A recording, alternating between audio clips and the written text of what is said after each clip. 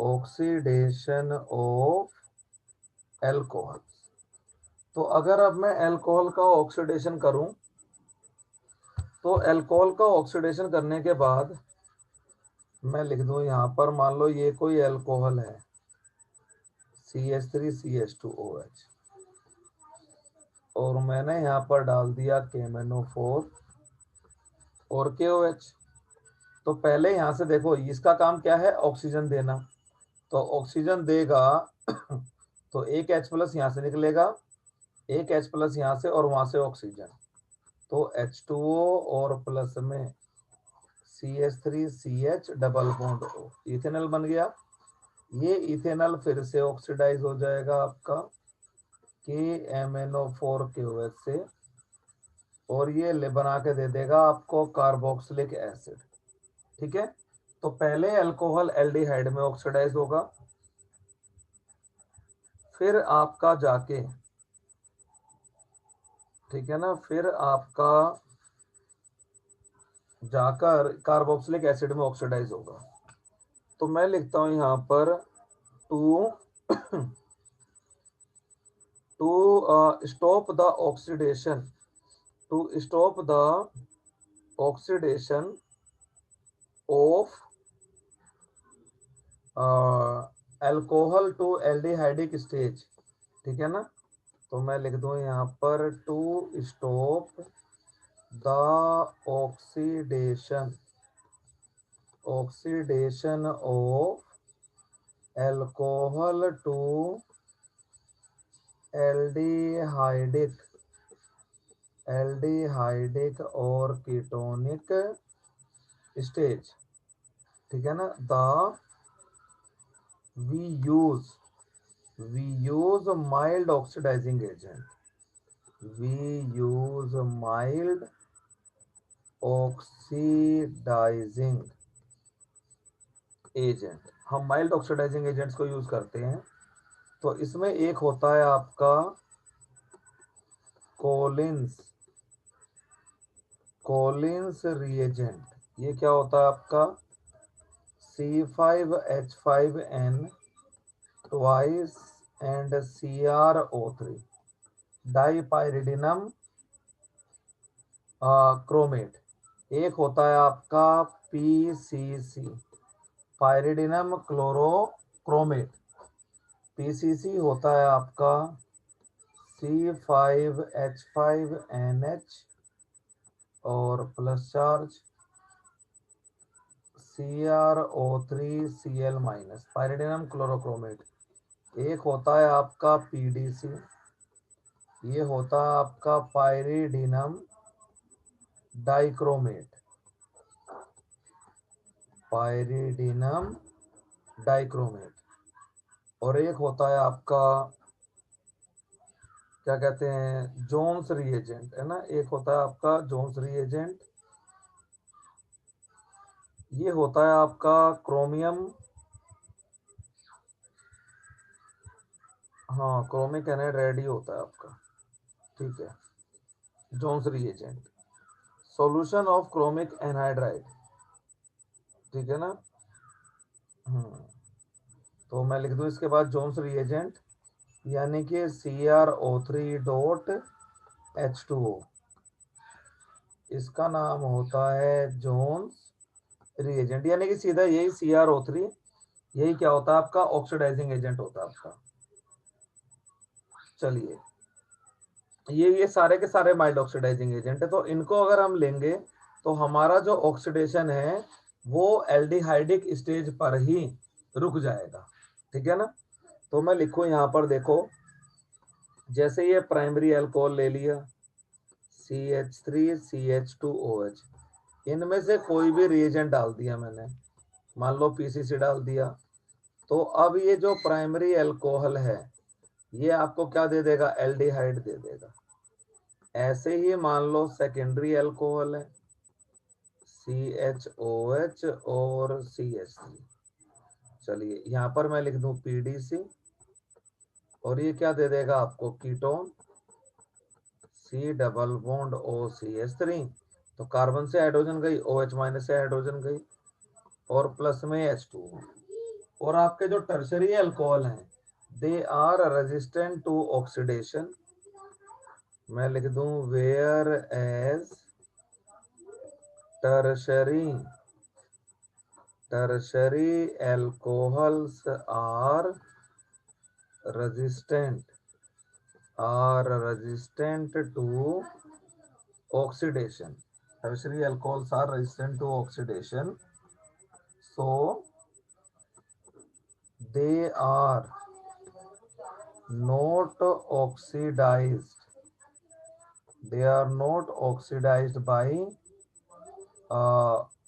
mild oxidizing agents. By mild oxidizing agents.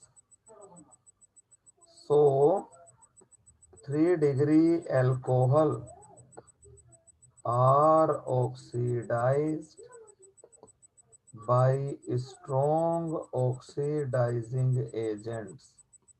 By strong oxidizing agents, ठीक है ना। और by strong oxidizing agents to produce or oxidized by strong oxidizing agents and undergo CC cleavage and undergo carbon bond cleavage to give degraded, यानी कि कम number of carbon atom वाले degraded give degraded carboxylic acids. तो जैसे मैं लिख दूं ये यहाँ पर मान लो एक टर्शरी अल्कोहल है और यहाँ पर हमने पीसीसी डाल दिया तो यहाँ तो हो गई ये नो रिएक्शन, ठीक है ना। लेकिन अगर मैं स्ट्रॉन्ग ऑक्सीडाइजिंग एजेंट को ले आया तो वो तो कार्बन कार्बन के बॉन्ड को तोड़ेगा। The strong oxidizing agent attacks the carbon carbon bond. और मैंने यहाँ पर लिख दिया KMnO4 एंड KOH। तो एक कार्बन इसका बॉन्ड आपका टूट जाएगा, ठीक है ना। तो यहाँ से देखो जब ऑक्सीडेशन होगा तो क्या बनेगा CH3, ऊपर भी CH3 है और यहाँ पर क्या हो गया डबल बॉन्ड O प्लस में HCOOH, ये फिर से ऑक्सीडाइज होगा तो H2O प्लस CO2, ठीक है ना। तो अगर हम स्ट्रॉन्ग ऑक्सीडाइजिंग एजेंट को यूज करेंगे तो वो क्या करेगा अल्कोहल को डिग्रेड कर देगा, है ना। अल्कोहल से क्या बनाएगा वो कीटोन बनाएगा और कार्बोक्सिलिक एसिड बनाएगा। इसलिए alcohols are tertiary alcohols are resistant to oxidation.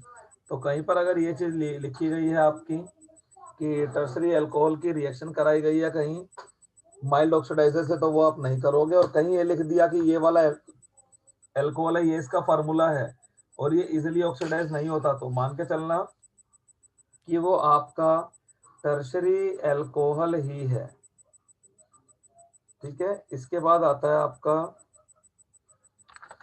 Dehydrogenation reaction. इसमें क्या होता है loss of hydrogen molecule from alcohol. मैं लिख दूं यहाँ पर डिहाइड्रोजनेशन तो मैं लिख दूं when vapours of alcohol when vapors of alcohols are passed through copper tube, है ना। when vapors of alcohols are passed through copper tube under 573 Kelvin temperature, the alcohol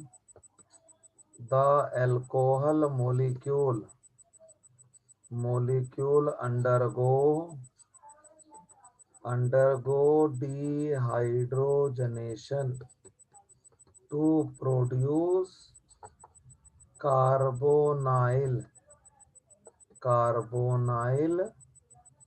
compounds। तो मैं लिख दूं यहाँ पर primary alcohol produce aldehyde and secondary alcohol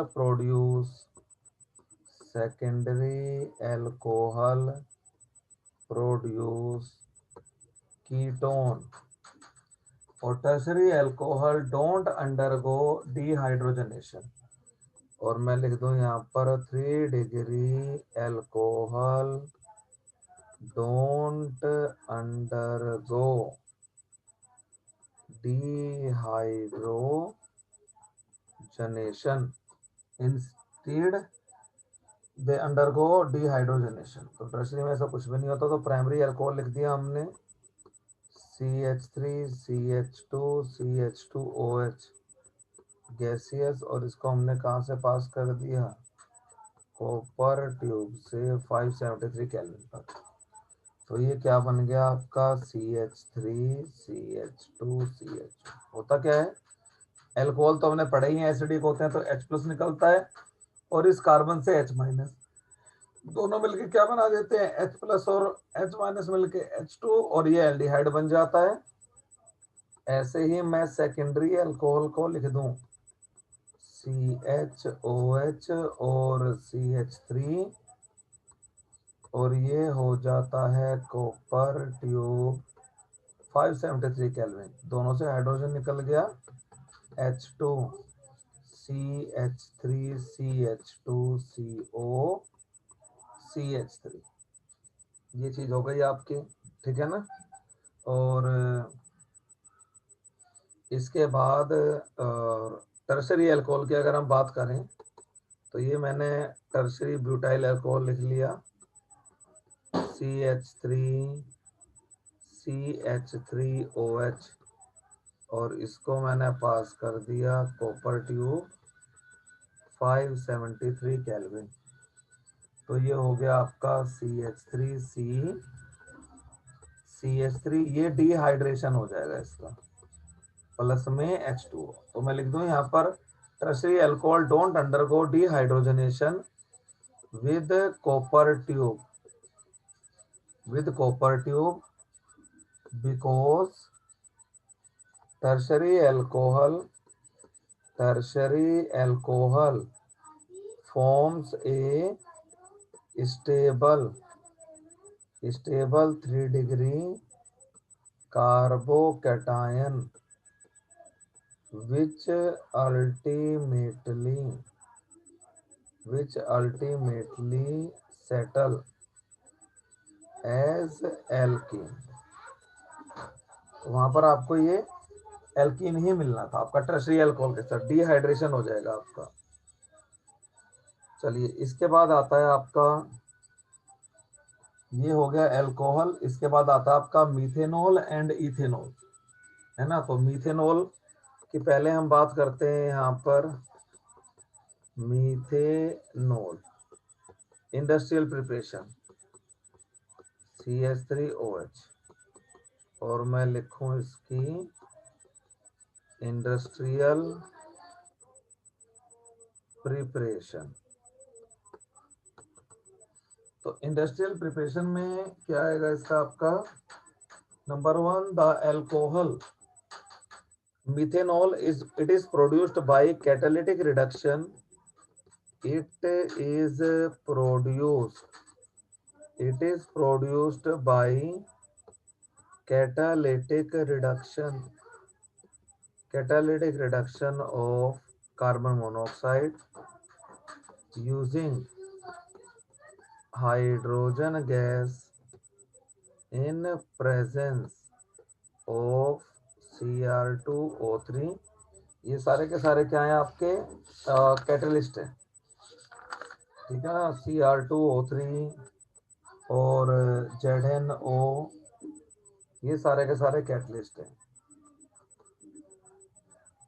है ना। तो ये हो गया आपका CO प्लस 2H2, हाइड्रोजनेशन कर दिया। और कैटलिस्ट है ZnO Cr2O3, और यहाँ पर लिख दो 573 केल्विन। और रिडक्शन होकर ये बन जाता है CH3OH। तो प्रॉपर्टीज क्या क्या हुई इसकी, तो पहला मैं लिखूं यहाँ पर uses, CH3OH is used as an antifreeze। इसको कैसे यूज किया जाता है, एज एन एंटीफ्रीज। और क्या कहते हैं आपका यहाँ पर,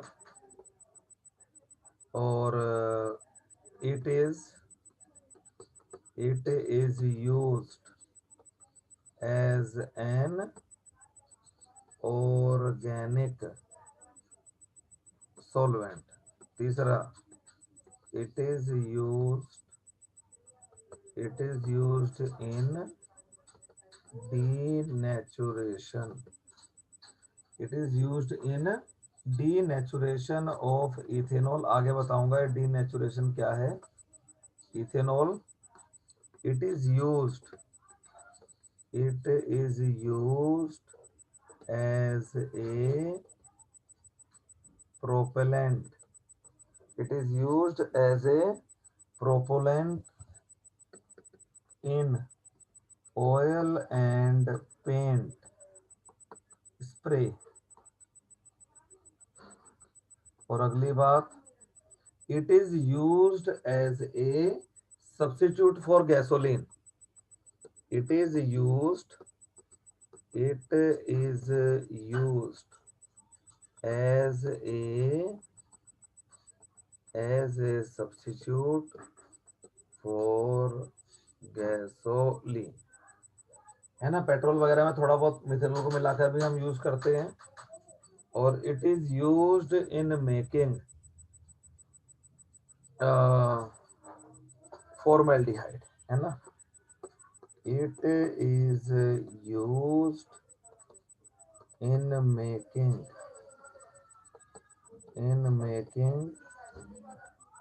फॉर्मेल्डिहाइड।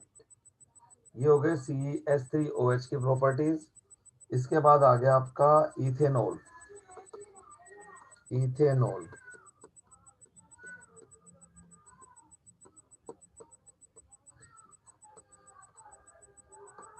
ये हो गया आपका इथेनॉल। तो इथेनॉल की जो इंडस्ट्रियल प्रिपरेशन है वो क्या है, bye fermentation of sugar. It is produced by fermentation of sugar. It is produced industrially by fermentation of sugar। तो शुगर का फर्मेंटेशन दो स्टेप में होता है। तो पहले स्टेप में होता है आपका C12H22O11 प्लस में H2O। यहाँ पर एंजाइम होता है इन्वर्टेज, ये इसको तोड़ देता है ग्लूकोज और फ्रक्टोज में। प्लस में C6H12O6, एक यूनिट होती है ग्लूकोज और एक यूनिट होती है आपकी फ्रक्टोज। फिर दूसरे एंजाइम का नंबर आता है C6H12O6 और एंजाइम आता है आपका जाइमेज इसको तोड़ देता है twice of CO2 twice of C2H5OH। ठीक है, तो इस तरीके से आपका इथेनॉल बनता है। तो इथेनॉल के फायदे क्या क्या हैं, है ना। तो नंबर 1 यूजेस मैं लिखता हूं इसके, ये भी as a organic solvent use होता है। Uses, it is used as an organic solvent. It is used as an organic solvent. ये एक ऑर्गेनिक सॉल्वेंट की तरह यूज होता है। दूसरा, used as an antifreeze।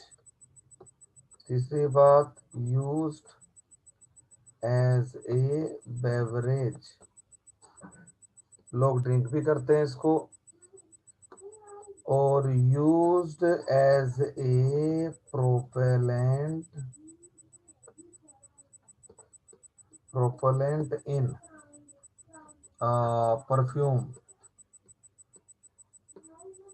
Perfume spray. और इथेनॉल का क्या यूज है? ऑर्गेनिक सॉल्वेंट, हाँ, it is used as a substitute for gasoline. It is used as a substitute for gasoline. It is used as a substitute for gasoline. तो ये सारे proper uses है आपके अल्कोहल के। अब आता है इसके अंदर डीनेचुरेशन। असल में क्या होता है, जो अल्कोहल होता है, it is an industrial compound. इससे बहुत चीजें बनती है, विनेगार बनता है ना। तो मैं लिख दूं यहाँ पर, इन मेकिंग विनेगार। तो जो इंडस्ट्रियल इथेनॉल होता है, इसकी कॉस्ट होती है around 5 to 10 rupees per litre. अब सारे लोग, यानी कि ये जो बोटल्ड वाटर है आपका, है ना, पैकेज्ड वाटर है, उससे भी सस्ता होता है। तो कभी सभी लोग इसी को ना पीने लग जाएं, इस वजह से इसको एक तो काफी महंगा कर दिया जाता है, गवर्नमेंट काफी टैक्स वसूलती है, और कुछ ही कंपनीज को परमिशन दी जाती है कि वो इसे बेचिए। इन कंपनीज को हम किस नाम से जानते हैं? शराब बनाने वाली कंपनीज आपकी, ठीक है। तो और वैसे जो इंडस्ट्रियली जो अल्कोहल है, तो कुछ और चीजें बनाने में यूज आ रहा है, उसे लोग पी लेंगे, वरना फिर, है ना। और अगर सारी दुनिया शराब पीती घूमेगी तो फिर दुनिया चलेगी कैसे? इसलिए जानबूझकर उस इंडस्ट्रियल इथेनॉल को वो थोड़ा सा उसके अंदर क्या डाल देते हैं, आपके क्या कहते हैं, पॉइजनस सब्सटेंसेस डाल देते हैं, जिससे कोई आदमी उसको पिए तो वो मरे तो ना, लेकिन तबीयत जरूर खराब हो जाए, उसकी उल्टी दस्त लग जाए। तो असल में जो नेचुरल जो इंडस्ट्रियल इथेनॉल है, उसको अनफिट किया जाता है for drinking purpose. The industrial ethanol is made unfit for drinking purpose by adding toxic substances to it. तो वो टॉक्सिक सब्सटेंस आपका सल्फर भी हो जाता है, कॉपर सल्फेट भी हो सकता है आपका, या मिथेनॉल भी डाल देते हैं। तो वही डीनेचुरेशन है आपका। और मैं लिख दूं यहाँ पर, denaturation of ethanol. Denaturation denaturation of ethanol. Industrial, the phenomenon, the process of making industrial ethanol unfit for drinking purpose by mixing it with, है ना, poisonous substances like copper sulfate and आपका क्या कहते हैं, ethanol, copper sulphate and ethanol. तो मैं लिखता हूँ यहाँ पर डीनेचुरेशन क्या चीज है आपकी। तो the process of the process of addition, the process of uh, इसको लिखो आप, क्या कहते हैं आपका, industrial ethanol is made, the process of making, the process of making industrial industrial ethanol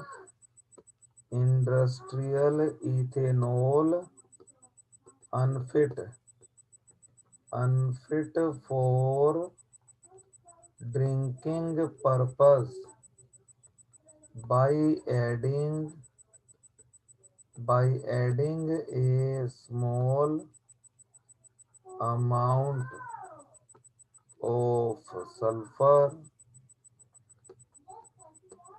या मिथेनॉल या कॉपर सल्फेट टू इट, ठीक है ना। Small amount of sulphur CH3OH, ठीक है ना। ये इसमें डाल देते हैं तो कॉपर सल्फेट की वजह से नीला कलर हो जाता है आपका, तो लोग पियेंगे नहीं, तबीयत उनकी खराब हो जाएगी। चलिए इसके बाद आता है आपका distinction between different types of alcohols. Distinction between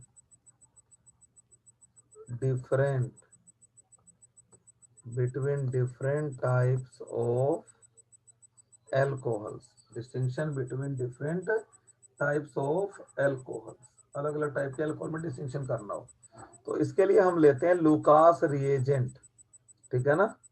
Lucas reagent, ये क्या होता है आपका Lucas reagent? It is an equimolar mixture of aqueous ZnCl2 and aqueous HCl। it is an equimolar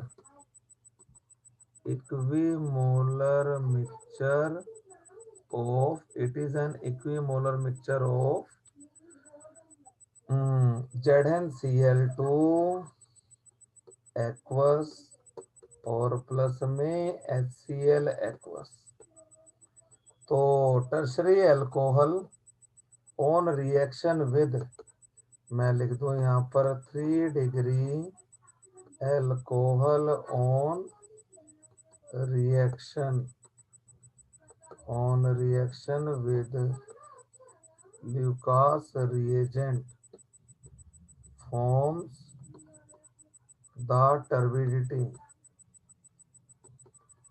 forms the turbidity, ठीक है ना। spontaneously forms the turbidity instantaneously।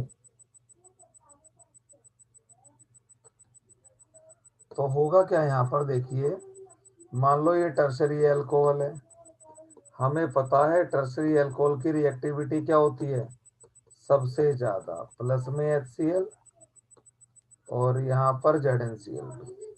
तो ये वाटर यहाँ से निकल गया आपका और CH3Cl और प्लस में H2O। और हमें पता है कि जो एल्काइल हैलाइड होते हैं वो वाटर में क्या होते हैं, इनसोल्युबल होते हैं ना। तो टर्शरी हैलाइड बना दिया, वाटर में इनसोल्युबल रहेगा ये, तो क्या होगा, वाटर में जब कोई चीज मिक्स नहीं होगी तो पानी कैसा हो जाता है, मटमैला हो जाता है ना, गंदा हो जाता है। तो मैं लिख दूं यहाँ पर टर्बिडिटी। तो टर्बिडिटी यही है टर्शरी एल्काइल हैलाइड बनना, वो वाटर में डिसॉल्व होगा नहीं तो टर्बिडिटी आ जाएगी आपकी। और वहीं जो आपके सेकेंडरी एल्कोहल्स हैं, मैं लिख दूं secondary alcohols on reaction with Lucas reagent, on reaction with Lucas reagent produces turbidity within 5 minutes। Within 5 minutes क्या बना देगा, ये टर्बिडिटी प्रोड्यूस कर देगा। क्यों? क्योंकि जो सेकेंडरी एल्कोहल है उसकी रिएक्टिविटी टर्शरी एल्कोहल से कम है। तो लिख दिया मैंने यहाँ पर CH3CHOH और CH3 प्लस HCl और प्लस में ZnCl, है ना। तो ZnCl2 तो क्या है आपका कैटलिस्ट है यहाँ पर ल्यूकास रिएजेंट, और ये हो जाएगा CH3 प्लस में H2, ठीक है ना। तो turbidity will be produced with in 5 minutes. मैं लिख दूं यहाँ पर टर्बिडिटी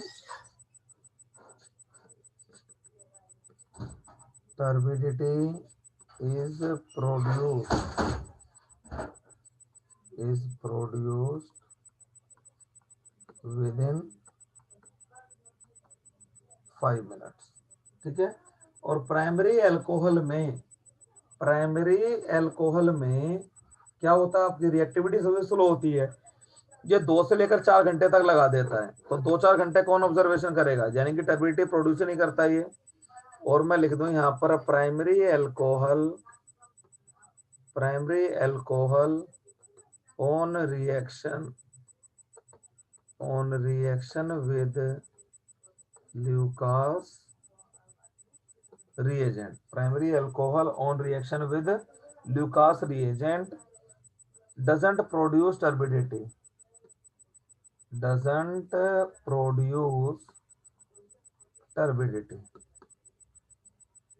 यानी कि आधे पौने 1 घंटे तक भी ये टर्बिडिटी प्रोड्यूस नहीं करता, टर्बिडिटी। ठीक है ना। तो ये टर्बिडिटी प्रोड्यूस करेगा आपका कब, 3 या 4 घंटे बाद। तो 3-4 घंटे बाद कौन ऑब्जर्व करने आ रहा है, तो टर्सरी, मेरे मान लो मेरे पास 3 टेस्ट ट्यूब है, एक में टर्सरी अल्कोहल है, एक में सेकेंडरी, एक में प्राइमरी है। तो तीनों में ल्यूकास रिएजेंट डालूंगा मैं। तो टर्सरी में तो डालते के साथ साथ टर्बिडिटी आ जाएगी, सेकेंडरी में 2-4-5 मिनट लगेंगे आपके, और प्राइमरी में आएगी ही नहीं। ठीक है ना, प्राइमरी में 2 या 3 घंटे तक आएगी ही नहीं, आएगी तो उसके बाद आएगी। ठीक है। तो ऐसे आप डिफरेंस कर सकते हो तीनों के तीनों में। और डजंट प्रोड्यूस टर्बिडिटी, या मैं लिख दूं यहां पर टर्बिडिटी will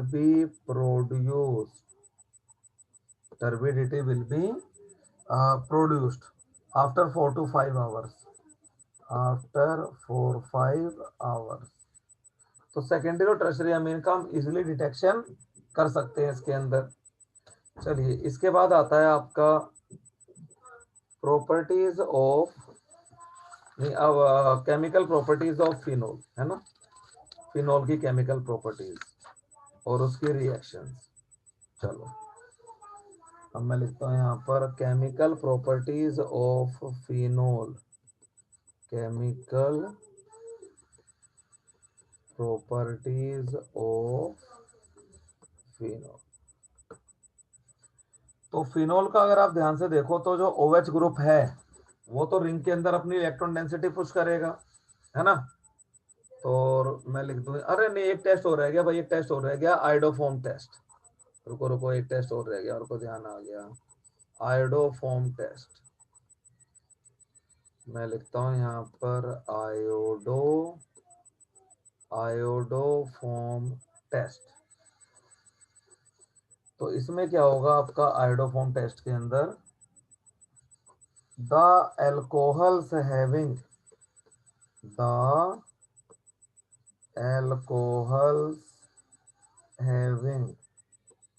CH3CHOH ग्रुप, जिन एल्कोहल्स में ये वाला ग्रुप है CH3CHOH ग्रुप, ठीक है ना, will give positive iodoform test, will give positive iodoform test. ये क्या शो करेंगे, पॉजिटिव आयोडोफॉर्म टेस्ट शो करेंगे। यानी कि all two ols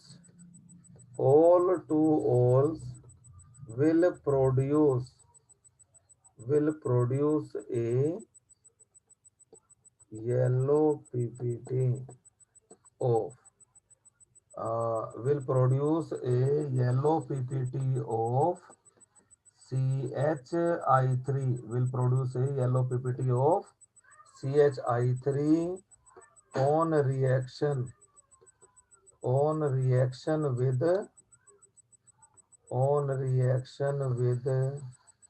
NaOH plus I2। तो जितने भी टू ओल हैं जरा उनको समझने की कोशिश करो। जैसे मैंने लिख दिया यहाँ पर CH3CHOH, और पहले यहाँ पर क्या लगा दिया मैंने H, तो क्या बन गया ये इथेनॉल बन गया, है ना। चलिए एक ये देखो आप, CH3CHOH और यहाँ पर CH3 कर लिया, है ना।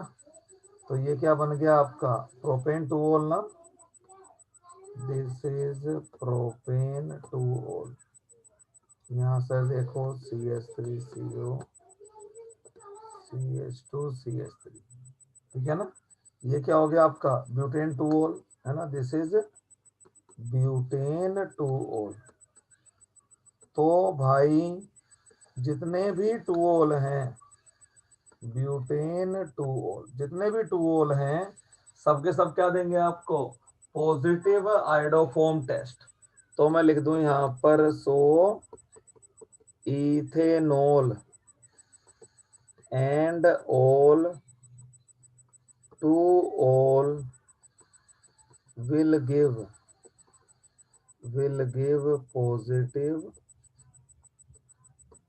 positive iodoform test. ये क्या देगा आपको, पॉजिटिव आयोडोफॉर्म टेस्ट देगा, ठीक है ना।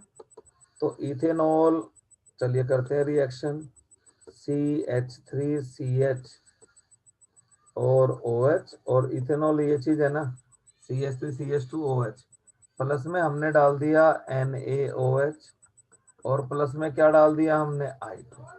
अब जरा समझो इस रिएक्शन को, NaOH में OH का कोलिजन होगा, है ना। तो ये क्या बना के देगा आपको, H2O प्लस में O। तो एक ऑक्सीडाइजर तो यहाँ पर क्या है, नेसेंट ऑक्सीजन है, एटॉमिक ऑक्सीजन, और दूसरा ऑक्सीडाइजर कौन है, आयोडीन।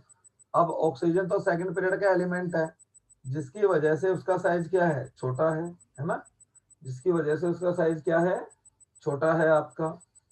और क्या कहते हैं, आयोडीन पांचवें पीरियड का एलिमेंट है, तो उसका साइज क्या है, बड़ा। दोनों जाएंगे ऑक्सीडाइज करने, तो आयोडीन बड़ा है तो इस सेकेंडरी कार्बन पे अटैच नहीं कर सकता, क्योंकि इससे बगल में बल के ग्रुप लगे हुए हैं। तो आयोडीन किसको अटैक करेगा, इस मिथाइल ग्रुप को, तो क्या बना देगा, CHI3। अब इसको कौन अटैक करेगा, ऑक्सीजन। तो ऑक्सीजन अटैक करेगा एक ही कार्बन एटम में, और पहले से ही अल्कोहल है, तो क्या बन जाता है आपका, सोल्ट। ये बन गया आपका प्लस, NaI के साथ भी कंबाइन करेगा, और OH के कोलिजन के बाद वाटर भी बना है। बताओ बैलेंस करना है इस रिएक्शन को, रिएक्शन समझ में आ गई तुम्हें ये वाली। सर एक बार दोबारा समझाना। फिर समझो, NaOH टूटेगा तो OH निकलेगा, OH आपस में कंबाइन करेंगे तो क्या बनाएंगे, H2O प्लस में ऑक्सीजन। तो एक ऑक्सीडाइजिंग एजेंट तो हुआ ऑक्सीजन, और एक ऑक्सीडाइजिंग एजेंट कौन हुआ आपका, आयोडीन। एक ऑक्सीडाइजिंग एजेंट कौन हुआ, आयोडीन। आयोडीन क्योंकि साइज में बड़ा है ना, तो बीच वाले कार्बन को हिट नहीं कर सकता ये, क्योंकि इधर बल्किर ग्रुप है आपके, इसलिए आयोडीन किसको हिट करेगा, टर्मिनल कार्बन को, है ना, CH3 वाले कार्बन को, क्योंकि यहाँ पर स्टेरिक इंफ्लुएंस नहीं है। और ऑक्सीजन किसको हिट करेगा, बीच वाले कार्बन को। तो अल्कोहल को जब ऑक्सीडाइज करोगे तो क्या बनते हैं, कार्बोक्सिलिक एसिड बनते हैं ना। अब क्योंकि कंडीशन बेसिक है, तो कार्बोक्सिलिक एसिड का क्या बना दिया मैंने, सोल्ट। समझ में आई बात, ये एक ही तो कार्बन हाँ जी एटम था, इसका तो CHI3 बना दिया हमने। तो आयोडीन Na से भी कंबाइन करेगा, इसलिए NaI, और OH कंबाइन करें आपस में तो क्या बनेगा आपका, वाटर भी तो बनेगा, ठीक है। अब बैलेंस करो इसको, करना बैलेंस, वरना मैं तो बताऊंगा ही फिर बैलेंसिंग कैसे होगी इसकी। करो इसको बैलेंस रिडॉक्स रिडॉक्स से, ऑक्सीडेशन नंबर निकालो सबके और बैलेंस करने की कोशिश करो इसको। इतना तो कर ही सकते हो बैठे बैठे इतने।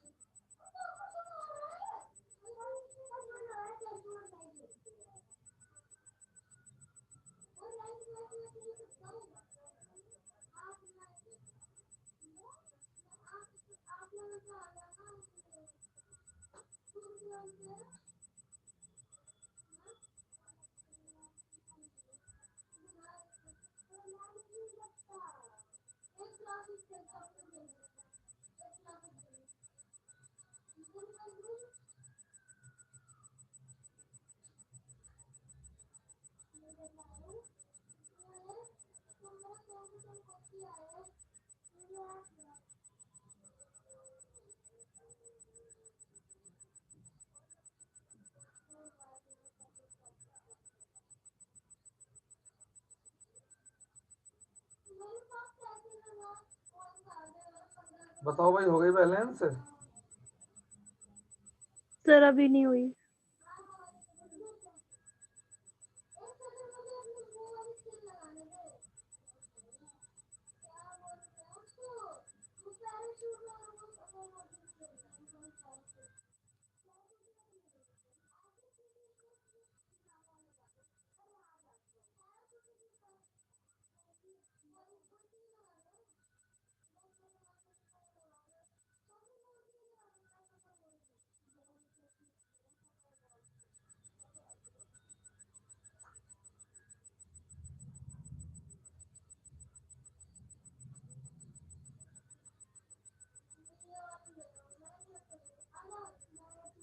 बताओ बताओ जल्दी, 2-3 मिनट का और टाइम दे रहा हूँ तुम्हें।